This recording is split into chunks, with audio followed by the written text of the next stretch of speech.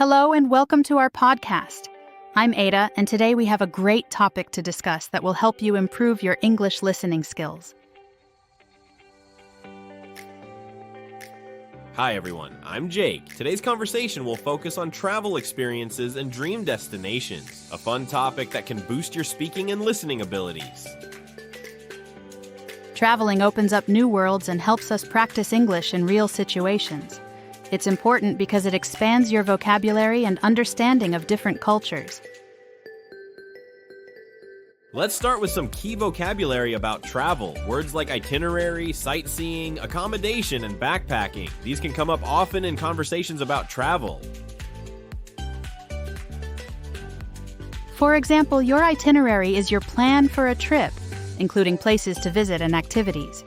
If you say, "My itinerary includes visiting museums and parks," you're sharing your travel schedule clearly. Another useful phrase is sightseeing, which means visiting interesting places. You might say, "We spent the day sightseeing in Paris, seeing famous landmarks like the Eiffel Tower."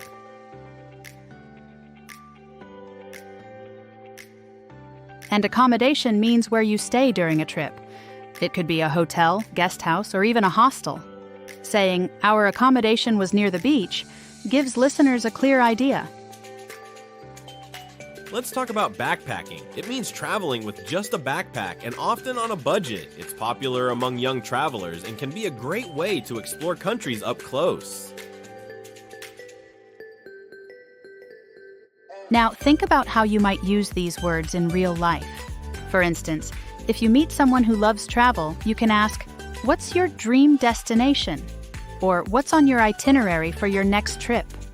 Many people use phrases like "off the beaten path" to describe less-known travel spots. For example, "We visited some hidden beaches off the beaten path." It's a fun way to sound more natural. Sometimes people confuse tourist and traveler. A tourist often stays in popular places, while a traveler seeks new experiences. It's good to know the difference when talking about travel.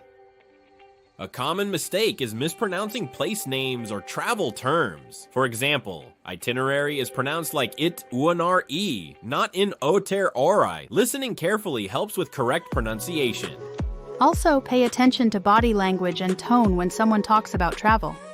Excitement in their voice or gestures can help you understand the feeling behind their story.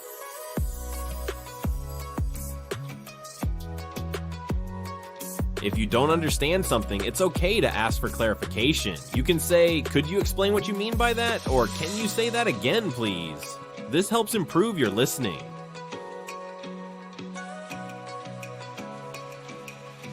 Let's look at some travel idioms. For example, "hit the road" means to start a journey. You could say, "We hit the road early to avoid traffic." Idioms make your English more natural and fun. Pronunciation and intonation are important too. Notice how questions often have a rising tone at the end, like "Where are you going?" It helps your listener know you're asking something.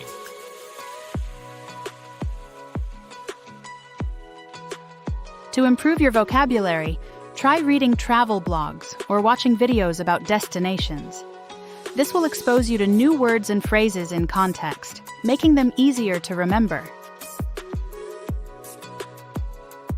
How about applying what we've learned? Imagine telling a friend about your last trip. Use words like itinerary, accommodation, and sightseeing to make your story clear and interesting.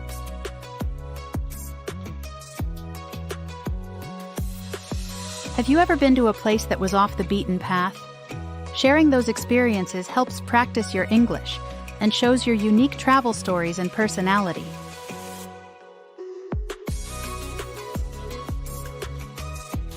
Remember, practicing listening and speaking about topics like travel makes your English stronger. It also makes conversations more enjoyable when you join in talking about dream destinations. To sum up, use key travel vocabulary, listen carefully for tone and body language, and don't hesitate to ask questions when you need clarity. These steps will boost your confidence. Thanks for joining us today. Practice talking about your travels, subscribe for more lessons, and we'll see you next time. Safe travels and happy learning.